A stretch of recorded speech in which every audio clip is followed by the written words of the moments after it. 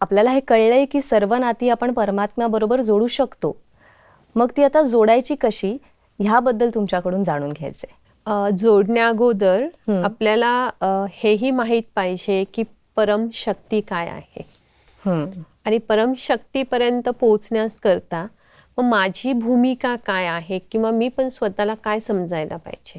कारण आतापर्यंत आपण मंदिरामध्ये गेलो, तिथे पण छान एक देवी किंवा देवतांची मूर्ती होती आणि मी सुद्धा ह्या मूर्तीच्या रूपामध्ये त्यांची पूजा करत होते, आराधना करत होते. मूर्तीच्या रूपामध्ये पूजा करत होते म्हणजे हे शरीर सुद्धा एक मूर्तीच आहे ना, हे सुद्धा एक चित्रच आहे. अच्छा. तर मी शरीराच्या माध्यमातून त्यांची पूजा करत होते. आता परमशक्ती जे आहेत ह्यांना चित्र नाहीये, ह्यांना स्वतःचं शरीर नाहीये, हे निराकार शक्ती आहे.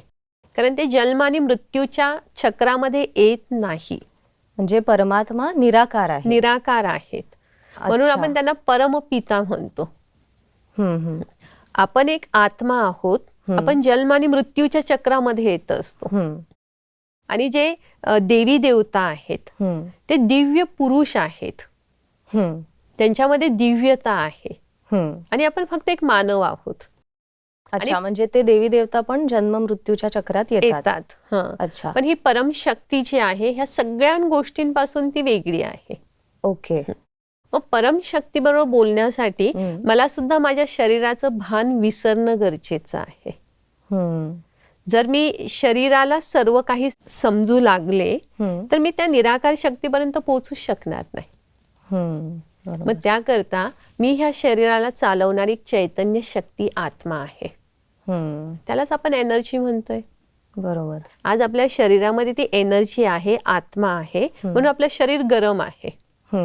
आणि जशी ती आत्मा ह्या शरीरातनं एक्झिट होते, बाहेर पडते, तर शरीर थंड होतं, शरीराच्या हालचाली बंद होतात.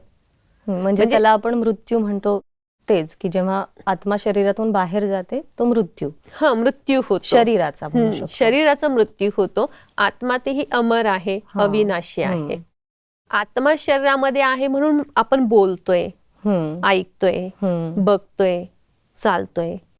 मग ही जी आत्मा आहे ही आत्मा परम शक्ती बरोबर किंवा परमात्मा पिता जे आहे ह्यांच्याबरोबर बोलू शकते. अच्छा, मग ती कशी बोलू शकते? म्हणजे शब्दांद्वारे का कशी बोलणार आत्मा परमात्मा? आता आत्मा जी आहे, ज्यावेळेस आपल्याला एखाद्या व्यक्तीबरोबर बोलायचं असेल तर आपल्याला शब्दांची गरज आहे, आवाजाची गरज आहे, एक्सप्रेशनची गरज आहे. परमशक्ती जी आहे, ज्यांना आपण ईश्वर पिता म्हणतो, ते आपल्या आत्म्याचे वडील आहेत. आत्मारूपी मुलगा आहे आणि पिता जे आहेत हे परमात्मा आहे. मग ह्यांच्याबरोबर बोलण्यासाठी मला मराठी, हिंदी या भाषेचं बंधन नाहीये. कुठल्याही भाषेमध्ये तुम्ही बोलू शकतात.